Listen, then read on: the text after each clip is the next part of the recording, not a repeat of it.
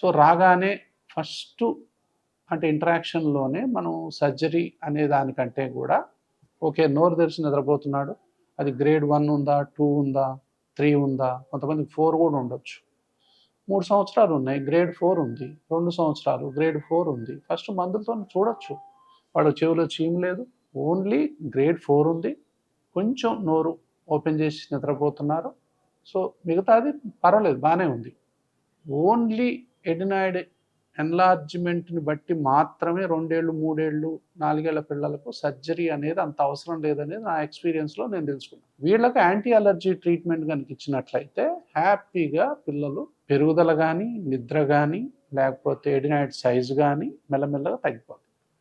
ఎవరికైతే ఇంకా ఎన్ని వైద్యాలు చేసినా తగ్గదో, 2 సార్లు చూసాం, 3 సార్లు చూసాం, ఒక్క పైసా కూడా 5 పైసలు కూడా మార్పు రాలేదు అంటే మాటికి చెవులో చీమ వస్తుంది, ఇన్ఫెక్షన్స్ వస్తున్నాయి, అన్ని ప్రాబ్లమ్స్ ఉన్నాయి. నైట్ పూట వాళ్ళు ఆ నిద్ర చూస్తే మనకు అసలు వాళ్ళు నిద్రపోయే తీరు చూస్తే మనకు నిద్ర పట్టదు. అంటే వాళ్ళ బదులు మనం ఊపిరి తీసుకుంటే బాగుండు అనిపిస్తుంది. కొంతమంది తల్లిదండ్రులు చెప్తా ఉంటారు నాకు. సో ఆ బాధ నేను చూడలేకపోతున్నాను సార్. గడియారంలో ముళ్ళు తిరిగినట్టు తిరుగుతారు కొంతమంది. సో అట్లా ఉన్నాయి ఆ పరిస్థితులు. సో ఎన్ని మందులు వాడినా కూడా తగ్గకపోయినట్లయితే సర్జరీ అనేది కంపల్సరిగా చేయాల్సినటువంటి అవసరం ఉంటుంది.